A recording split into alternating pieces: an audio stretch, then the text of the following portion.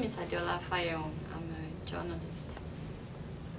And I'm the producer of Keeping It Real with Adeola.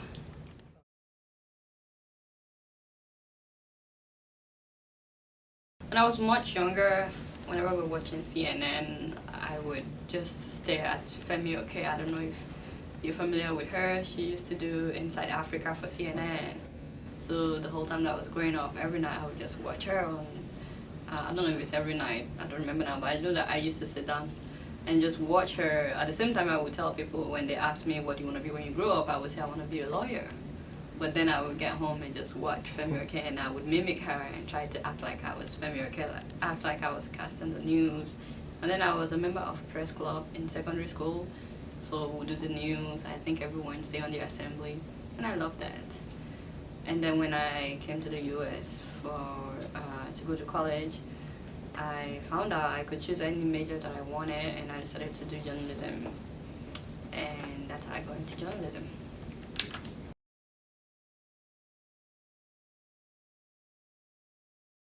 I like journalism because it's never boring.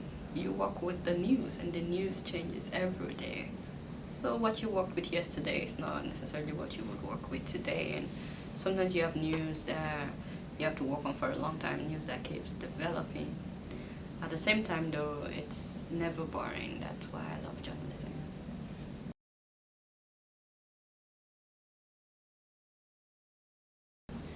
I think I will be. I don't see myself doing anything else. Acting, I love acting. I love singing. I don't think I sing that well.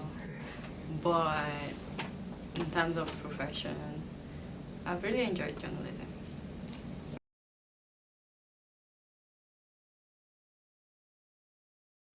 I think that every journalist is trying. I think they're all trying their best. For me, I just try to be myself. It's a lot of work, you know. Even with what I do, I hear some people would write me and say, you didn't pronounce these names correctly. So that you can never be perfect as a journalist. I think it's just a matter of giving it your all. When you give it your all, people say they appreciate it. Some people, though, you can never please them.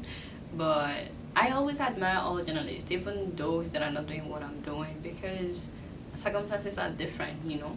But I still feel like they're trying their best. I know of journalists that would go to other countries for training on how to pronounce words and stuff, but not all journalists have access to those kinds of jobs that would fly them out. I think I know what you mean. I think sometimes in order to please our listeners or our viewers, we try too hard.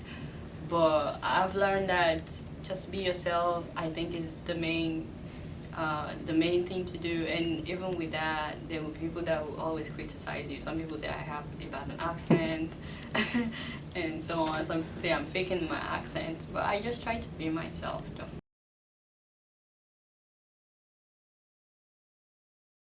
I started out as a camera person, and so I was doing all the camera works and lighting and stuff like that, and production. I was one that would tell people you're live in 3, 2, 1. But that's because SaharaTV was just starting. I was part of the team that started SaharaTV. So we didn't have many people then, and since then SaharaTV has grown, you know, to have, I think we have so many shows now that I can keep up with. We have a lot of shows now, we have a lot of people working with SaharaTV, but when I started out, I was pretty much behind the scene.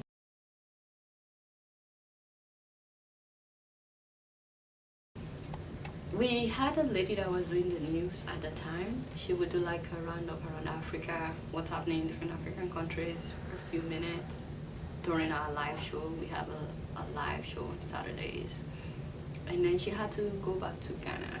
So they asked me to do the news, and I refused. And I thought if anybody wanted to hear the news, they can get out on CNN, BBC, it's all over it, everywhere. So when they kept pestering me, I told my boss that I would do it if I can do it my own way. So I decided to make it a show, give it a name, Keeping It Real. When I was in grad school, when I'm going home, I'll always tell my friends, all right, y'all, it's been real. That means it's been a real pleasure. So I decided to name the show Keeping It Real with Adeola. And I thought if I enjoy doing it, maybe someone else out there would enjoy listening or watching. And I thought if the show is successful, maybe we'll be able to get about 100 people to watch each episode. That was how it started.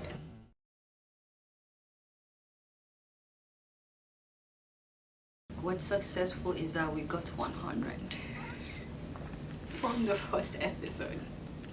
And then we got some more. I think for me, if I'm talking about the success of the show, would be the impact it's had on viewers. I feel like now a lot of people are more interested in what's happening, not just in their own country if they're from Africa, but in other African countries. And that makes me really glad when I have viewers that can relate with people from Ethiopia or people from Uganda or people from Kenya. Not really because mainly because they've heard about a story or something that I did about those other countries. Now it doesn't mean that they have to agree with what I said, but it could open up a conversation, some kind of dialogue. Well, is it true that this happened in your country? I was just trying to bridge that gap and make sure that people relate with people that are not from their countries. At the same time, I feel like the show has made some of our leaders accountable. That was one of my goals, just for them to know that we want them to be accountable. And it doesn't really matter who's trying to make you accountable. I try to portray myself like some girl that would be selling banana on the street or orange on the street. Even to that person, I feel like our leaders need to be accountable. You don't have to hold a big title for you to command respect, for people to feel like they should be accountable to you. So long as you're a citizen, you're paying your taxes, you're a good citizen, a model citizen, I think our leaders need to be more accountable to all citizens. So that's one of them.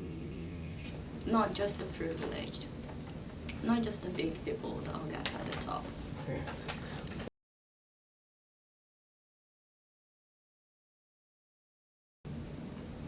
I see myself as an ordinary person, and I feel like I've been given a platform to make a difference. So it's not just about making leaders accountable, but if I could use that platform to make somebody else's life better, then I would. Because for me, it's a privilege to have people that would tune in to watch my show every week. Every week I ask myself, why did they give me back? Since they have given me this platform, which is a great privilege, I thought it would be good to use that to help others, for as long as I have that privilege, as long as I have that platform to help others.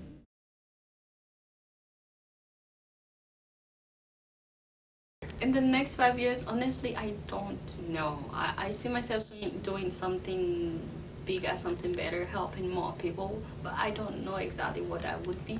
Because 5 years ago, I didn't think about doing what I'm doing right now. And so this happened. So at the same time, I don't know what would happen in the next 5 years, but I'm trusting God that He will just, use me for a greater purpose, if I could say that.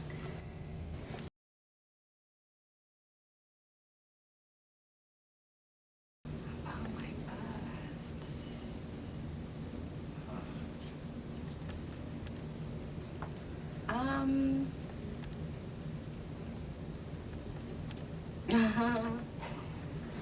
About my past,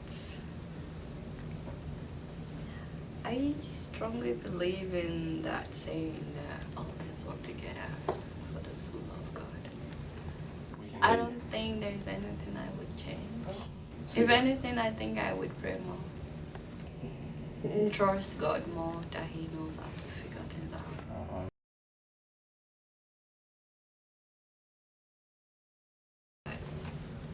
I don't dwell on the past because you can really change the past, but you can learn from it. You can use it to make better decisions. So what's the point when you can't really change it?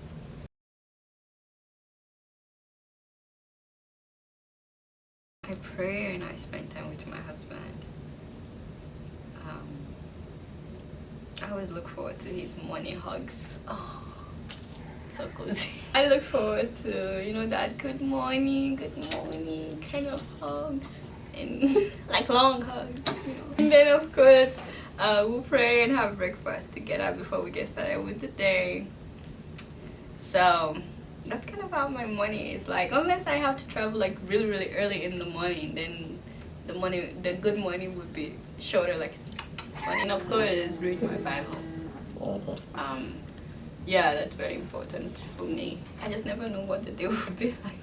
I may as well just get some tranquility and, you know, get focused on God, and then we'll get going.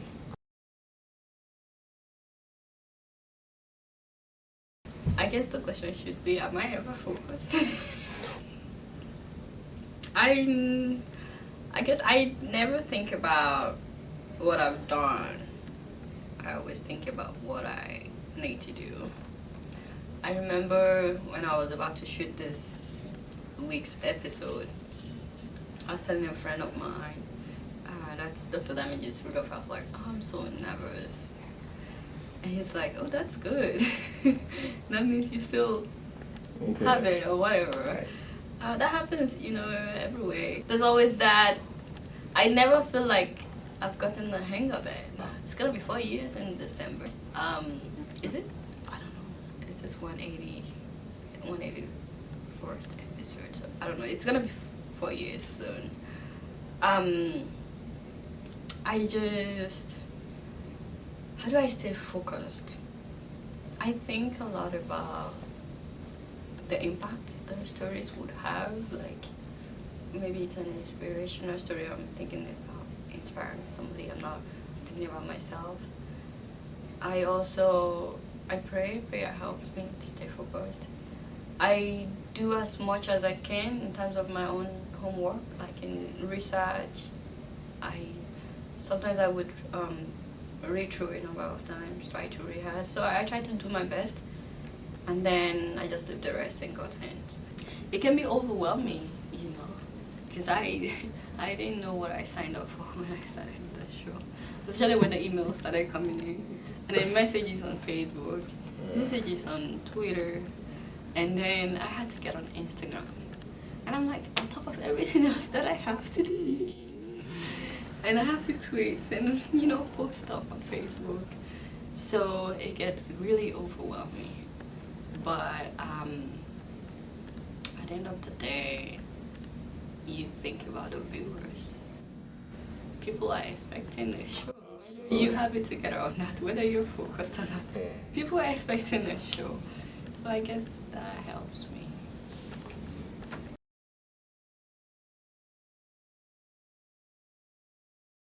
Oh gosh.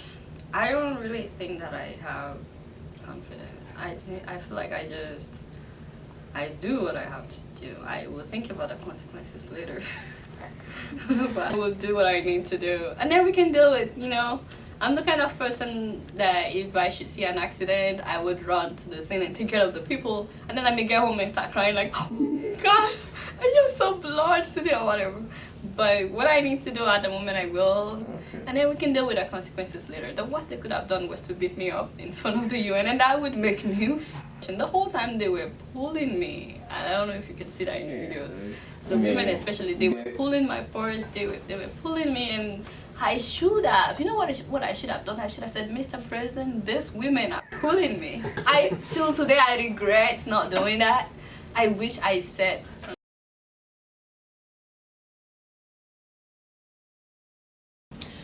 First of all, I wish I didn't do that. I wish I didn't try to respond for the song. I wish I just waited till I know that the time would come that I would sing. I've always loved singing. Like growing up, I used to be in the choir the whole time I was in Nigeria, and we would go to the studio all the time and record songs. So I've always loved singing, and I know I will sing someday. I just wish I had waited. Yeah, so it would happen at the right time. I'm not giving up. It's gonna happen, and when it happens, I won't have to respond for it.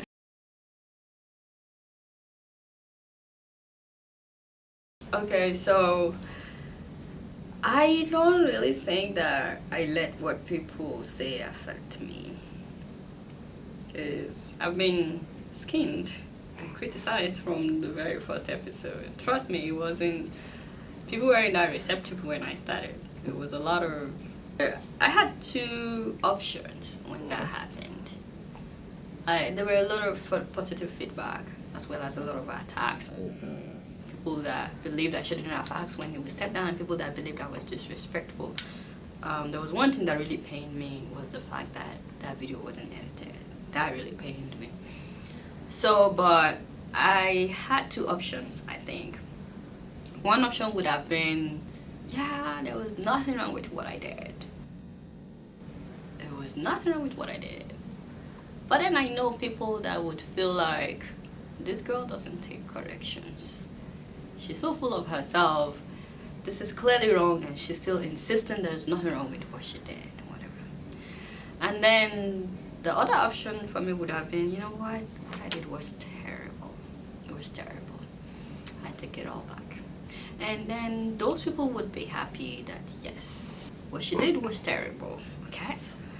But then I have people that would be disappointed, like, what she did was not terrible. Why would you accept? So I decided, you know what? I'm just gonna step back. Okay? Looks like some people didn't want to hear what I have to say. There was nothing wrong in me asking when this man would step down.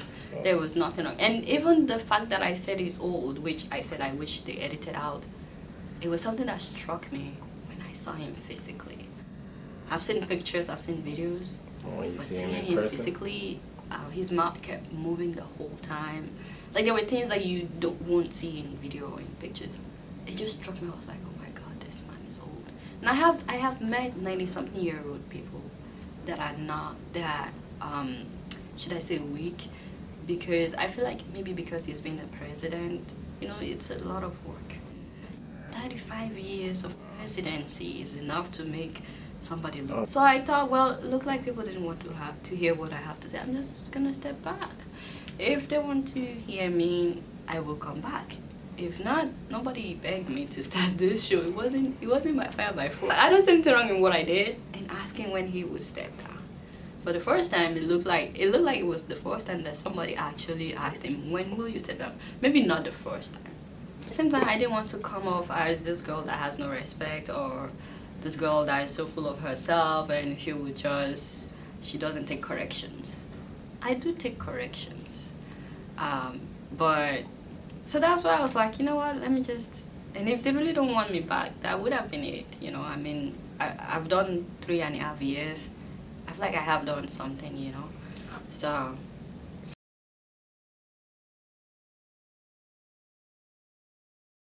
well, for one, my phone did not rest. For two, my Facebook, my Twitter, my Instagram. People that hadn't called me in years were calling me. I was like, you watching the show too? You never commented. I've never gotten like any positive feedback from you. Now you want me to continue, you know?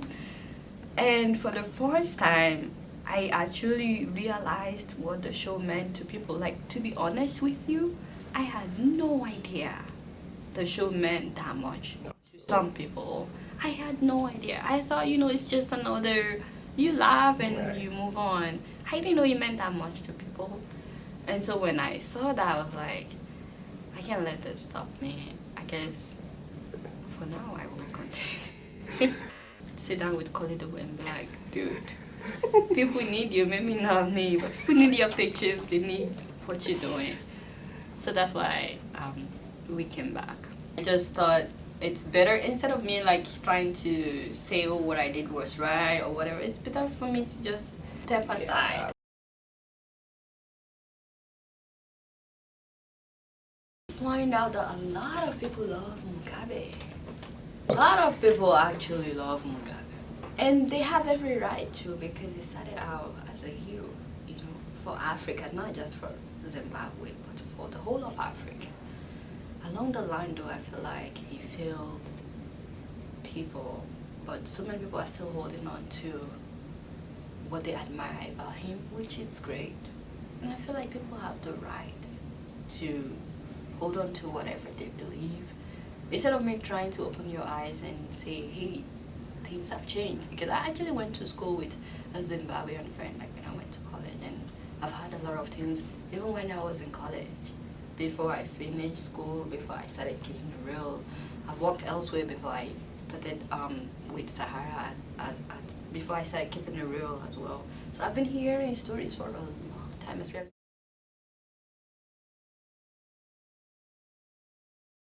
my husband. So, Is there somebody I could spend my day with? Honestly, I would like to spend a day with either one of the Chibo girls or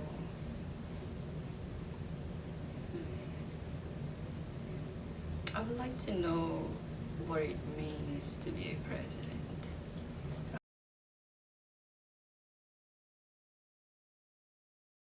Or I should say what it means to be a first lady.